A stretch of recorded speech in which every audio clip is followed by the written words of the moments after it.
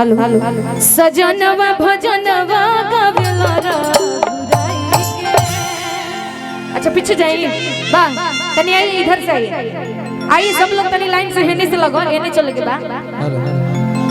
तू लाम बाड़ू, तनी पीछे तो जाना, तू सबसे पीछे जा।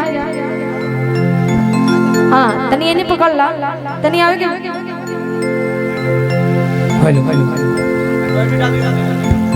हेलो हेलो हेलो हेलो एकदम वैसे ही बनैले रहे के बाद।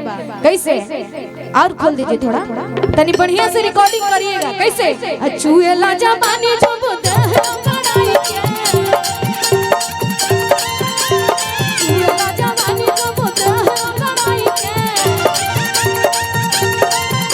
सजनवा भजनवा गावेला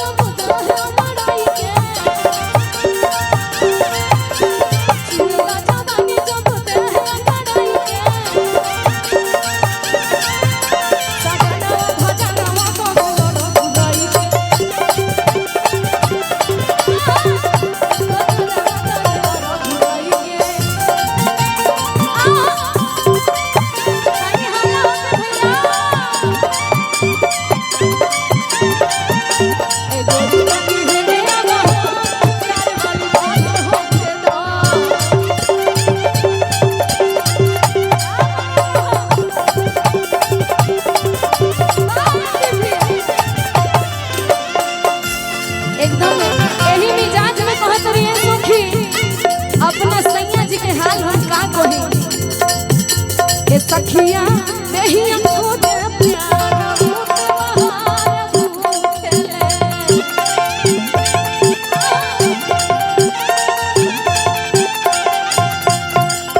और चाची एने तेल बिना हमारो अचार सूखेले।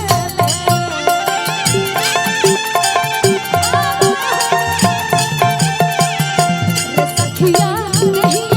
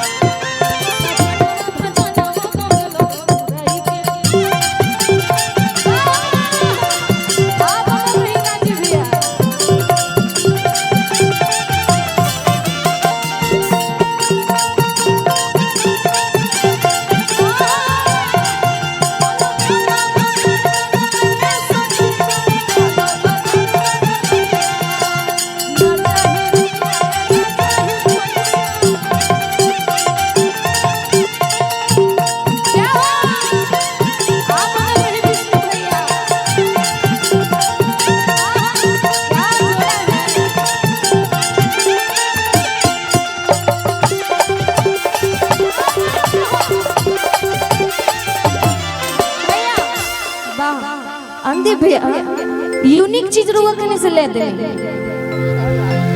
है ना। यूनिक चीज ना हो, पारंपरिक चीज तो यूनिक ना हो गई। अब नाल के साथे साथे डमरू बजे लागल, मतलब डमरू जैसन बात वही से कहत नहीं, लेकिन हाँ हुड़के कहायू बड़ा सुंदर बा है ना प्रीति। इंतजार है दिल की मुझसे दूर न रहो, बस तुम मेरे पास रहो, बस तुम मेरे पास रहो। चाहे शिकवा करो चाहे तुम गिला करो, आंधी भैया बस तुम मेरे पास रहो।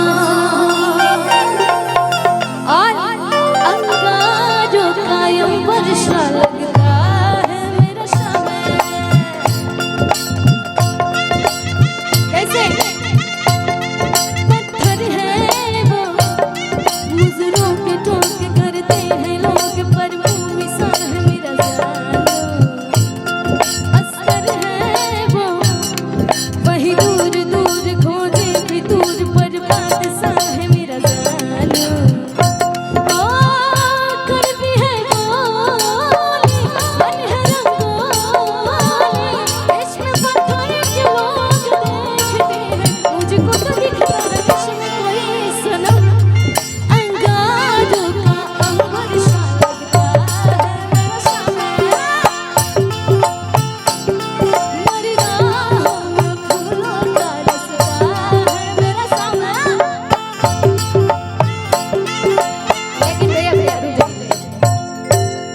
छोटा सा टुकड़ा था, समझिए छोटा छोटा होना भी चाहिए, छोटा छोटा बीच में ना प्रीति, लेकिन प्रीति की देख के एक बड़ा सुंदर गीत याद आता है। गाते हैं है नहीं अब